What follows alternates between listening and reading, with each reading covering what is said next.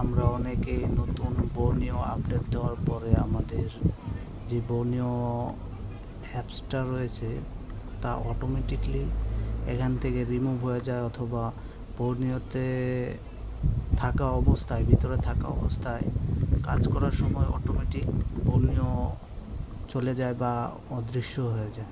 তার সহজ সমাধানের জন্য আমরা প্রথমে সেটিংসে যাব।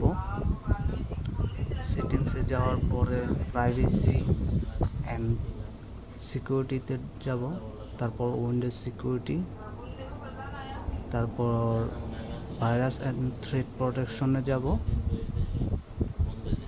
যাওয়ার পরে এখান থেকে ম্যানেজ সেটিংস সিলেক্ট করব, তারপরে স্ক্রল করে অ্যাড অর রিমুভ এক্সক্লুশন এটাতে যাব, তারপরে ইউস বাটনে ক্লিক করব।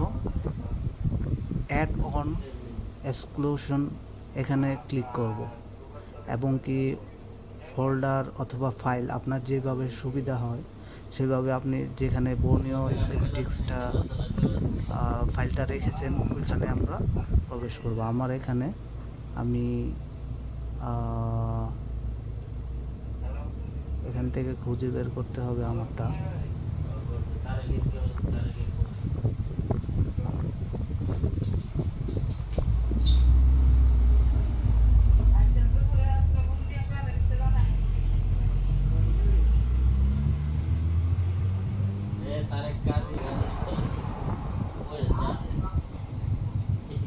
বের করার চেষ্টা করছি কিন্তু তা দেখতে পাচ্ছি না। আশা করি খুব সহজেই পেয়ে যাব ইনশাল্লাহ। এই তো পেয়ে গেছি।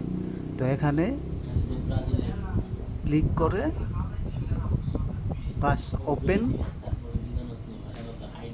ক্লিক করে দেব, বাস এখানে তখন অ্যাড হয়ে যাবে আমাদের যে বর্ণীয় স্কিমেটিক্সটা আছে ওটা অ্যাড হয়ে যাবে। আমার অবশ্যই আগে থেকেই করা আছে, তো আমার তো দুইটা হয়ে গেল, তার জন্য একটা রিমুভ করে দিলাম। হ্যাঁ,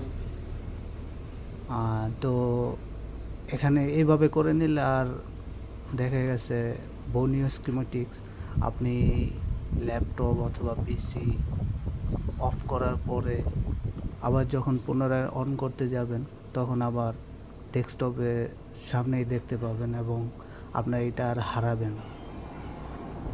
ওকে, অনেক ধন্যবাদ। আমার চ্যানেলটা সাবস্ক্রাইব করবেন।